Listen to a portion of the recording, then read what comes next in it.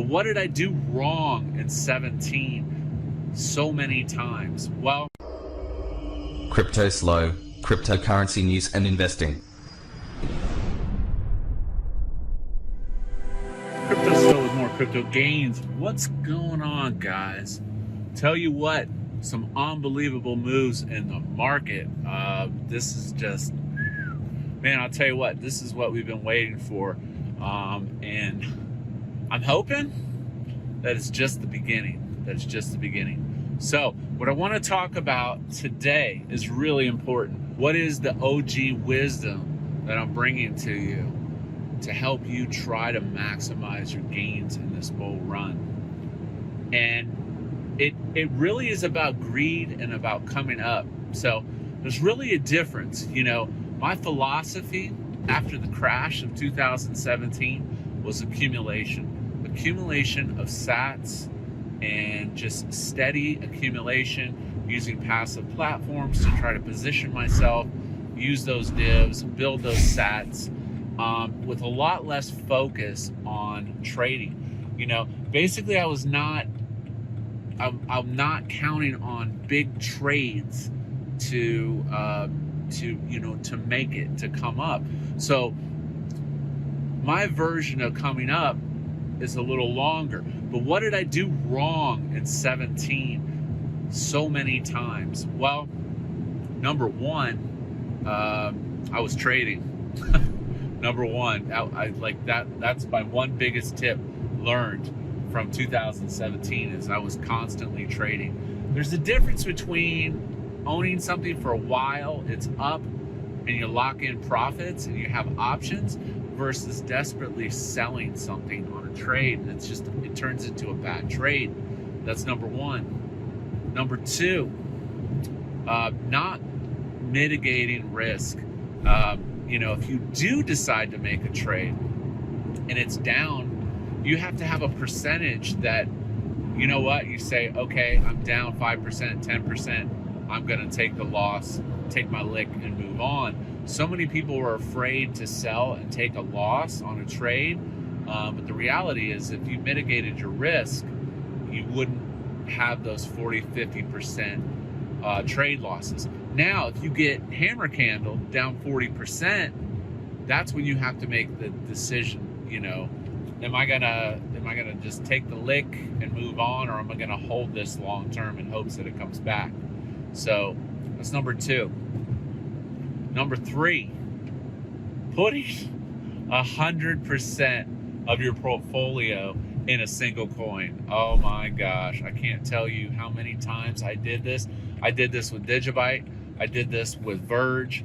I did it with Tron. I basically, you know, during all the frenzy, I was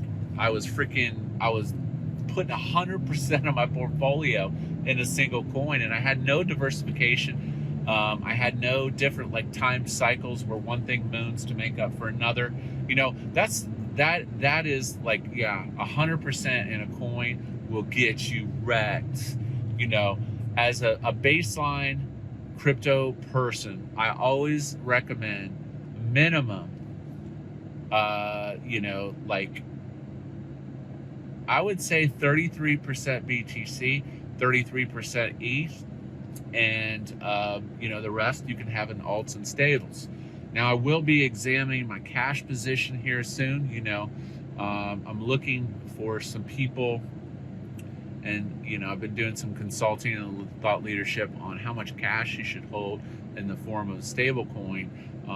That's an important thing to know, you know, if you want to do that. So yeah, back to that again, never 100% of any one token making up your whole portfolio.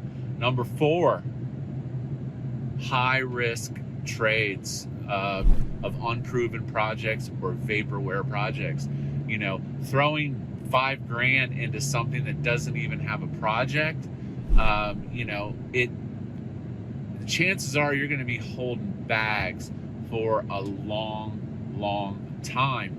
I mean, I think if you looked at all of the cycles of crypto, the people that held a majority of their portfolio in ETH and BTC have done the best, period. Now, are there those alpha traders that have made some amazing trades? Yeah, but the reality is, don't let greed blind you because your portfolio is moving too slow because you're trying to come up. When you try to come up, it's gambling a lot of times, and the risk is there to lose all of your portfolio, on a bad trade. We had, oh my gosh, there's been so many rugs and things like that. But again, I advise you, accumulation is the best way to crypto wealth, because crypto is getting adopted. As crypto gets adopted, more people use it, the networks become more profitable, your portfolio will go up, period.